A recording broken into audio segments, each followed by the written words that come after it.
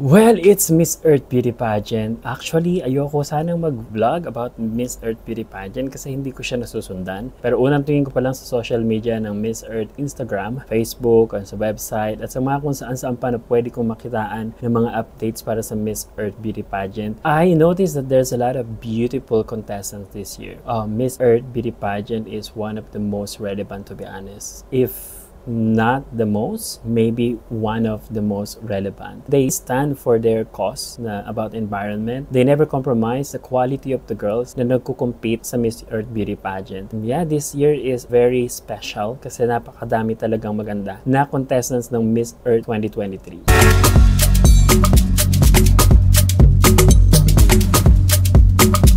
Hello guys! Welcome back to my channel. This is Roderick Cruzobala, and today's video, yun nga pag-usapan natin yung aking favorite or personal favorite. Hindi ko sasabihin final prediction kasi hindi ako manghuhula. The result will really depend on sa mga judges and kung ano ba talaga yung nangyayari in person or doon actual sa venue or sa kung saan-saan mong ginaganap yung mga activities ng Miss Earth. Alright, these ladies, yung babanggitin ko, ay yung mga girls na talagang super deserve to be on the top. Okay, unahin muna natin syempre si Thailand. Siyempre, Thailand is one of the most favorite. Alam naman natin, Philippines and Thailand, isa sa talagang pinakamahihilig sa beauty pageant. Hindi lang dahil doon, but Thailand is also beautiful. Sunod natin si Miss Bangladesh, Anika Bushra Maria.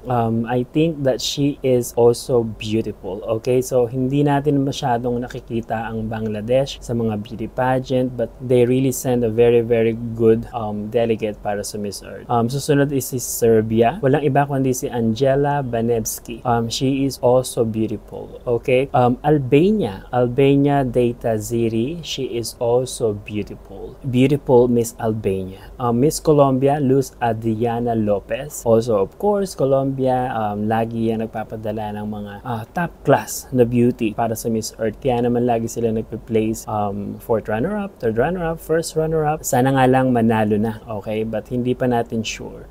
Susunod si Philippines.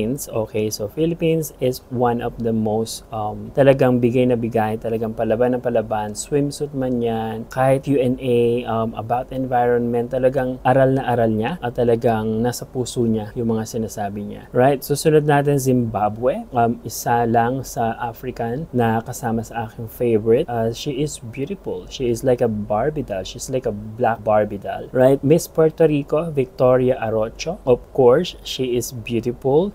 She is one of, I think, mga isa sa pwedeng manalo, but of course, hindi natin sure kung sino.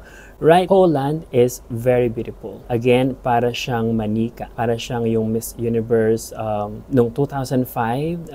Para siyang si Miss International noong 2018. Marami siyang kamukha na beauty queen. She is so beautiful, of course. Miss Brazil. Okay, so Glamazona kung gusto mo ng Glamazona. Miss Brazil is masculine, athletic type of beauty, but she is really gorgeous. Para siyang si Miss Universe 2016, Iris Mittenere ng France. She is beautiful. Para siyang Glamazona. Alright, so kung hanap mo ay Glamazona talaga, ito talaga ang Glamazona. Miss Brazil is really beautiful. Right, so hindi natin pag-uusapan kung sino yung pinakamagaling sa Q&A, sino yung magaling sa kodaan.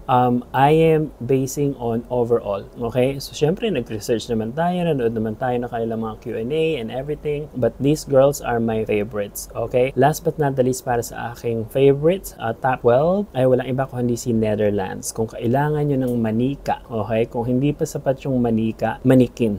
Okay, should crown this type of beauty. Especially, she is, I think, one of the best contestants. Beauty-wise, body-wise, everything. Overall package. Okay, so Miss Netherlands, ang haba ng legs, ang ganda ng legs. Super para siyang manika, and it's gonna be a very good market para sa Miss Earth, especially she is from Europe, so para ma-promote na rin ang Miss Earth sa Europe, di ba? It's not about just market and everything. Netherlands is the top.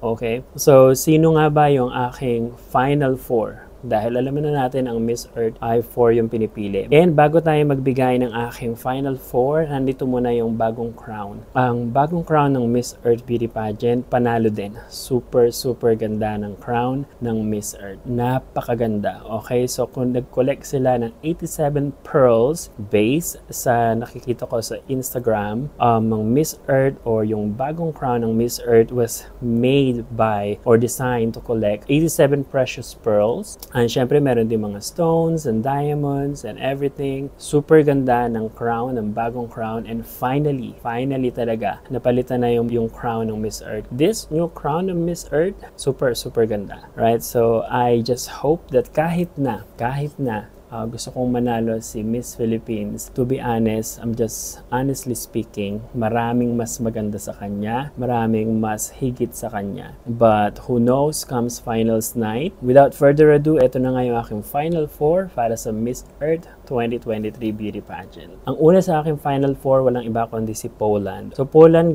gandang po pwede mong gawing simple, gandang pwede mong gawing super glamorous, depende sa styling. She is like, sabi ko nga kanina, para siyang yung Miss International 2018 from Venezuela. Ang ganda ng mata, ang ganda ng muka. Depende sa styling, marami kang magagawa sa kanyang muka. Alright, so she is really beautiful. Para din siyang si Miss Canada, Miss Universe noong 2005, Natalie Glebova. Dahil siguro dun sa kanyang mata na parang mysterious, na basta ang ganda ng mata niya. So yeah, so Miss Poland is one or the first in my final 4. The second in my final 4 walang iba kung hindi si Miss Philippines. Okay, so Philippines, ulala.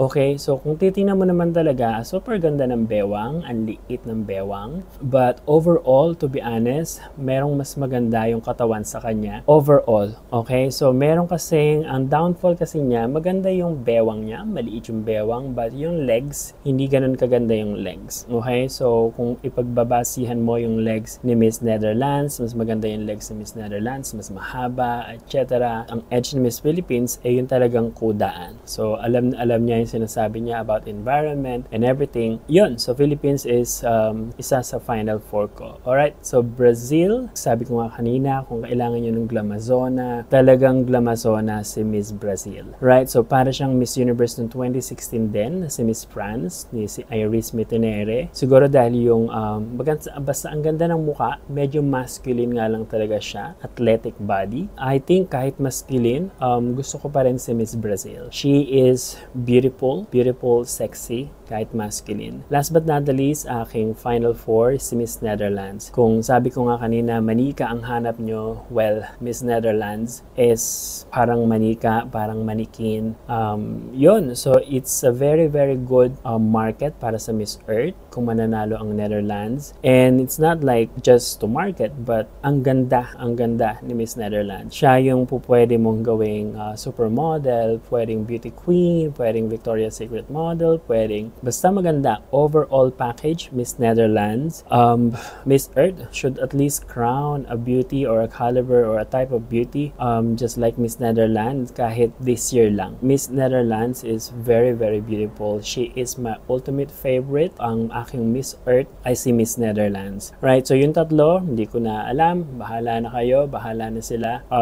But yeah, Miss Netherlands is my Miss Earth 2023. Super ganda ng impact nito pag ito yung nanalo para sa Miss Earth organization. Right, so yun lang. So Miss Netherlands is my Miss Earth 2023. Okay, first runner-up ko, Miss Philippines or Miss Earth Air, Water, Miss Poland, Miss Brazil. Brazil will be fire. So this is it. This is a very quick video. Thank you very much for watching and I hope you guys stay safe and sino sa palagay nyo yung pwedeng manalo at paborito nyo na manalo para sa Miss Earth 2023 Beauty Pageant.